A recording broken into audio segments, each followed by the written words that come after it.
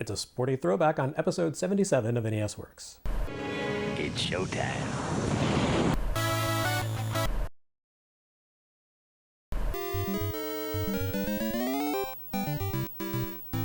I mentioned back in the RC Pro-Am episode that Nintendo had abandoned its black box trade dress by 1988. It's a statement that's technically correct, if not completely accurate. We have one last release here in March 1988 that conveys the spirit of the black box series, not only in the design of its box, but also in terms of the contents within. It comes in a blue box, but the layout and styling of Ice Hockey's American packaging is a deliberate echo of Nintendo's launch-era NES releases, but with stripes of national colors and a photograph of a goalie rather than a pixel art illustration over a field of solid black. But you get the idea, and it feels wholly appropriate. Ice Hockey for NES truly is the end of an era, not just in terms of packaging, but in terms of design. It feels like a black box style sports game, the last Nintendo would ever produce.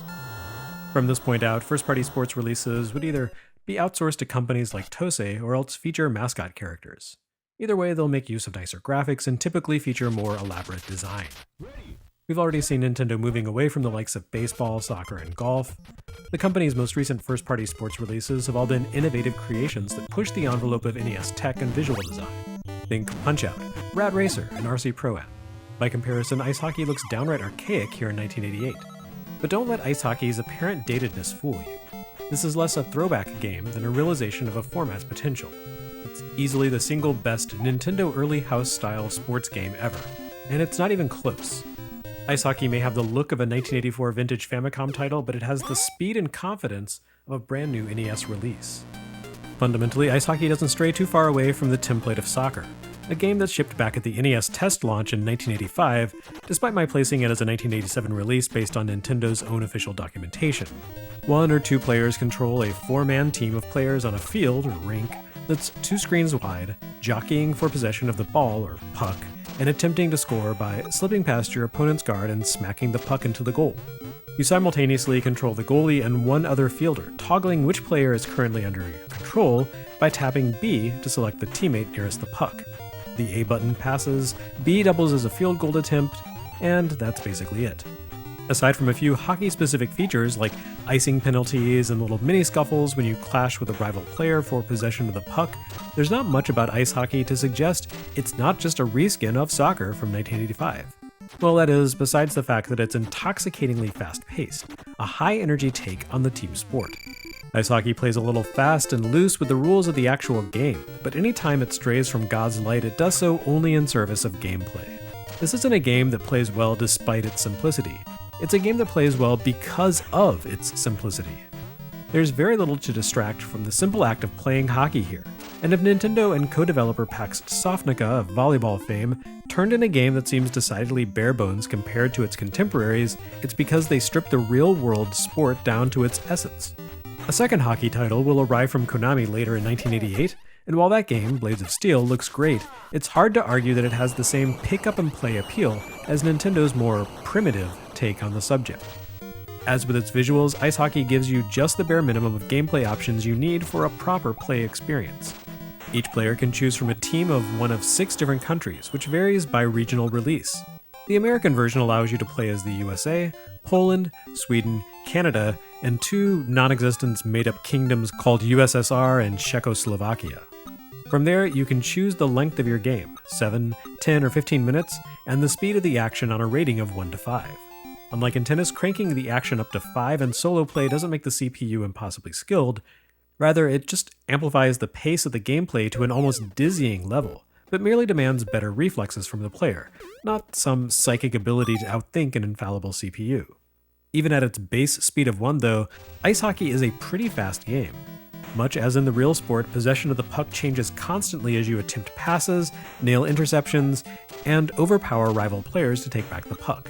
Over the course of a match's 3 periods, you'll skate back and forth across the rink dozens if not hundreds of times, desperately trying to prevent the opposing team from landing the puck into the net while setting up attacks of your own. And as in the real sport, a single rally can last for minutes, as both teams guide the puck toward its destiny with neither gaining the upper hand, only to be followed by a quick succession of lucky scores. As with volleyball, Ice Hockey debuted on Famicom Disk System in Japan. but this is a faster, more aggressive game that offers only a few brief moments of respite.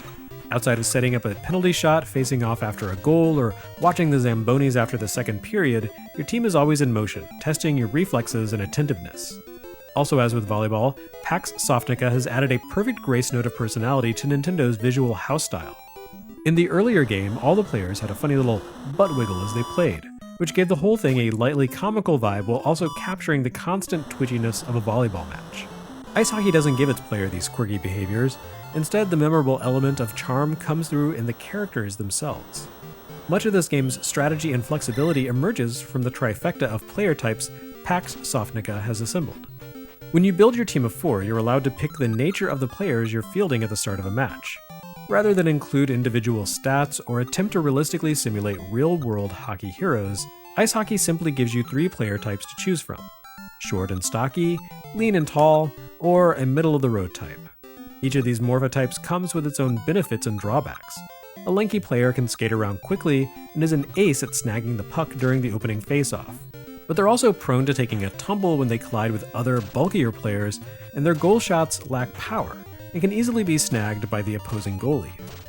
The heavy guys, on the other hand, have power to spare, which means their goal attempts are far more likely to score, and heaven help any lighter players who get in their way. On the other hand, bulky players are awful at the face-off, and they take forever to get around the rink, making them largely useless for pressing the attack and more effective as point men to relay the puck into the net via passes. And the in-between guys? They're fine. They do it all competently without actually excelling at anything. They're kind of boring, you know? Like playing Mario in a Mario sports game. In fact, I didn't actually realize how spot on that comparison was until I set up a team of skinny Canadians to face off against the USSR, completely by chance.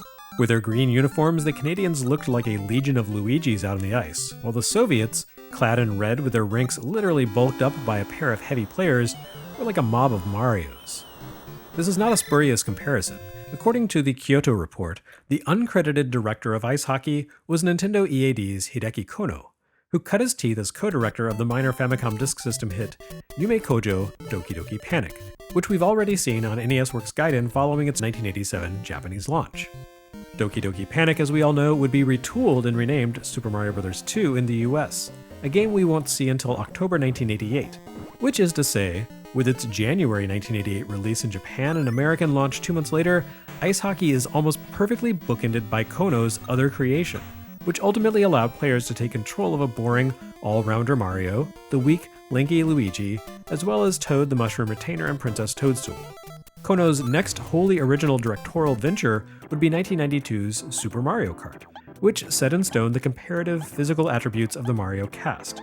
All of which is to say, ice hockey feels in some ways like the rough draft for the canonical Mario competitive games format, meaning it has a pretty significant, if tangential, place in the Nintendo pantheon.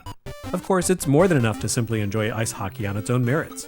It's a truly timeless interpretation of the sport, incredibly accessible for even the most casual player to pick up and enjoy, yet built with enough nuance that it can accommodate a variety of personal preferences and strategies. Oh, and my all-skinny Canadian team? They lost horribly.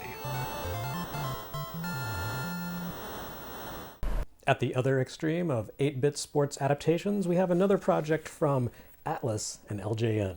The good news is that Major League Baseball is not as bad as the past few games we've seen from this deadly duo. The bad news is that this is even worse. It's a wholly unremarkable game. MLB will look familiar to anyone who has paid even glancing attention to the NES's history, as it's a baseball game featuring dumpy little men and a terrible bird's-eye view for fielding. MLB is also a throwback to the Nintendo Black Box era, taking nearly all its cues from the very first game we looked at here on NES Works, back when it was called Good Intentions. Nintendo's Baseball, which first shipped in Japan back in December 1983. More than 4 years later, LJN wrapped up the Major League Baseball license, because of course they did, and they decided to apply it to a game built on the bones of one of the most archaic releases in the NES library. Nevertheless, MLB does seem to enjoy a bit of fondness in the hearts of people of a certain age, which we can chalk up to 2 factors. First, it has that license. To my knowledge, this was the first US console release of a game bearing the actual MLB license in half a decade, the last being in Television World Series Baseball, before the crash. And honestly, this game has a lot less going for it in some respects than Mattel's earlier work. That game featured voiced commentary through a speech synthesizer, the ability to save stats, and even music. This game features, little dumpy men wearing period-accurate uniforms and authentic team names. Taking a page from World Series Baseball, Atlas worked around LJN's decision not to pay the license for the Players Association by hastily taking notes of player stats and copying them over to each team without actually connecting a name to a given field position. But baseball fans in 1988 got the idea. The integration of these stats do give MLB more nuance than Nintendo's baseball. A player with strong stats appears to be more likely to perform well, and strong teams fare better than weak ones. Pitchers tire out over the course of the game, and American League teams require designated hitters. It's a reasonable facsimile of the real sport. Despite this, MLB still suffers from the usual flaws of this format, like the way the point of view makes it nearly impossible to track and predict the arc of a fly ball. The CPU, of course, never has to worry about this, and consistently places its fielders at the exact pixel where the ball will land, every single time. But the reality is, there wasn't anything on NES that could compare with MLB at the time of its release. Going into the 1988 baseball season, it came down to a choice of the archaic baseball, which had already been end-of-lifed by Nintendo, and this. A while back I covered RBI Baseball by Namco and Tengen as a 1987 title based on the information I had available. As it turns out, the commonly given loose dates of 1987 on Tengen's 3 licensed releases are incorrect. And none of them, Gauntlet, Pac-Man, or RBI Baseball, actually showed up in the US until the summer of 1988, 2 or 3 months after MLB's April 1988 debut. That's pretty rough news for RBI Baseball, since MLB is clearly patterned after its source game, Family Stadium. What Famista and RBI Baseball lacked, of course, was the authenticity lent by the official Major League Baseball license. So in a sense, Atlas kind of one-upped Namco at their own game, though that doesn't seem to have particularly damaged their relationship, given that Atlas would still go on to develop Digital Devil Story Megami Tensei 2 for Namco for a 1990 release. But MLB still matters. Its timing and branding helped it become a top-selling game for the NES in 1988, and its success caused LJN to really double down on licensing major properties for mediocre video games, using gobs of cash to simulate quality.